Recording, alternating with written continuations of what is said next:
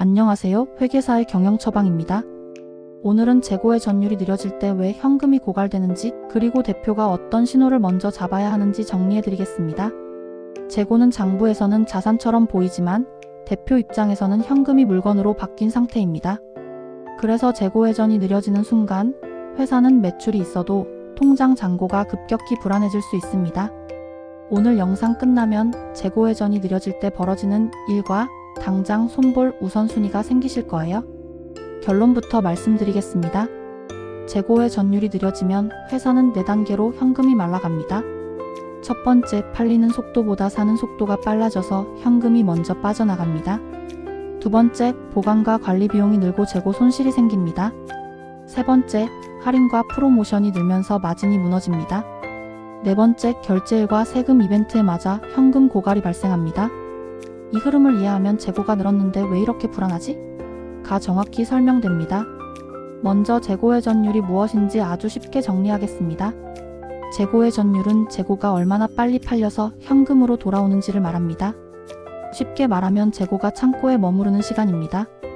이 시간이 길어질수록 현금이 물건에 묶여있는 시간이 길어지고 회사는 숨이 막히기 시작합니다. 첫 번째로 벌어지는 일은 현금이 먼저 빠져나가는 겁니다. 재고 회전이 느려질 때 가장 먼저 보이는 신호는 이겁니다. 매출은 비슷한데 재고가 늘어납니다. 혹은 매출이 늘어도 재고가 그보다 더 빠르게 늘어납니다. 이게 왜 위험하냐면 재고는 보통 먼저 사야 합니다. 원재료를 먼저 결제하거나 상품을 미리 매입하거나 생산을 먼저 돌려야 합니다. 즉, 현금이 먼저 나가고 판매는 나중입니다. 그런데 판매 속도가 느려지면 현금이 돌아오는 속도가 느려지고 회사는 계속 선결제만 반복하게 됩니다. 이때부터 대표는 결제일이 다가올수록 불안해집니다. 두 번째로 벌어지는 일은 보이지 않는 비용이 늘어나는 겁니다. 재고가 느리게 돌면 단순히 물건이 남는 게 아니라 비용이 따라옵니다. 창고비, 보관비, 물류비, 포장비, 관리 인력의 시간, 파손과 분실 같은 손실입니다. 그리고 재고가 오래 머무르면 품질 이슈가 생기거나 유행이 지나거나 유통기한이 다가오는 문제도 생깁니다. 이 비용들은 처음엔 티가 안 나는데 쌓이면 회사 체력을 계속 깎습니다. 세 번째로 벌어지는 일은 할인과 프로모션이 늘면서 마진이 무너지는 겁니다. 재고가 쌓이면 대표는 선택을 해야 합니다. 그냥 들고 있으면 현금이 묶이고 처분하려면 할인해야 합니다. 그래서 보통 일단 털자로 갑니다. 문제는 할인 판매가 반복되면 매출은 나와도 남는 돈이 줄어든다는 점입니다.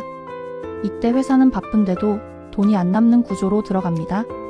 할인을 해서 팔수록 마진이 얇아지고 마진이 얇아지면 고정비를 덮기 위해 더 팔아야 하고 더 팔기 위해 또 재고를 늘리면 재고는 더 쌓이는 악순환이 생깁니다.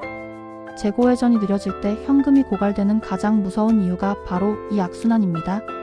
네 번째로 벌어지는 일은 결제일과 세금 이벤트에 맞는 현금 고갈입니다. 재고 회전이 느려질 때는 현금이 계속 밖으로 나갑니다. 그런데 회사에는 정해진 출금 이벤트가 있습니다. 인건비, 임대료, 외주비, 대출 상환, 그리고 부가세나 원천세 같은 세금 납부입니다. 재고가 느리게 돌면 현금이 충분히 돌아오지 않기 때문에 이 출금 이벤트를 맞는 순간 통장이 급격히 흔들립니다. 대표는 왜 갑자기 이렇게 돈이 없지? 라고 느끼지만 사실은 재고에 묶인 현금이 누적된 결과입니다. 여기서 대표님이 꼭 알아야 할 핵심 신호를 드리겠습니다. 재고 회전이 느려질 때 회사가 보내는 경고등은 3가지입니다. 첫 번째, 재고가 늘었는데 매출이 그만큼 안 늘어나는 경우입니다.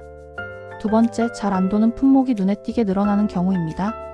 세 번째, 할인 판매 비중이 계속 커지는 경우입니다.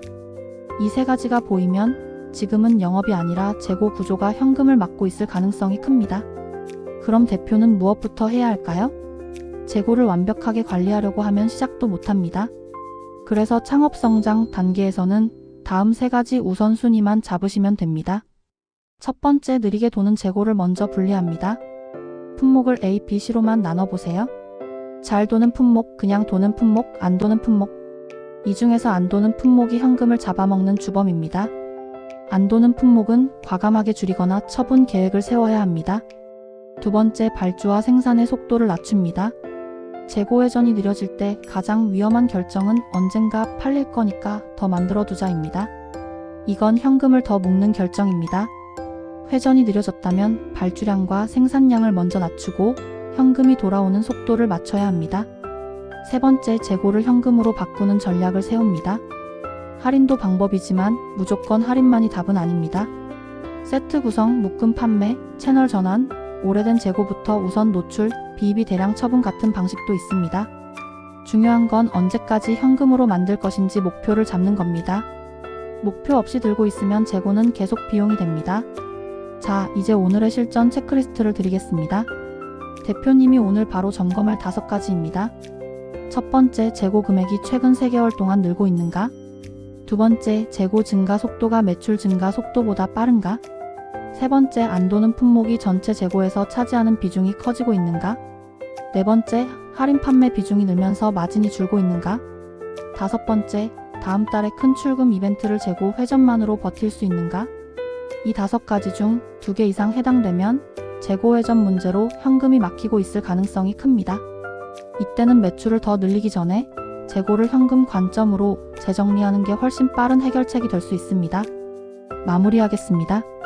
재고의 전율이 느려지면 현금이 묶이고 숨은 비용이 늘고 할인으로 마진이 무너지고 결국 결제일에 현금 고갈이 발생합니다.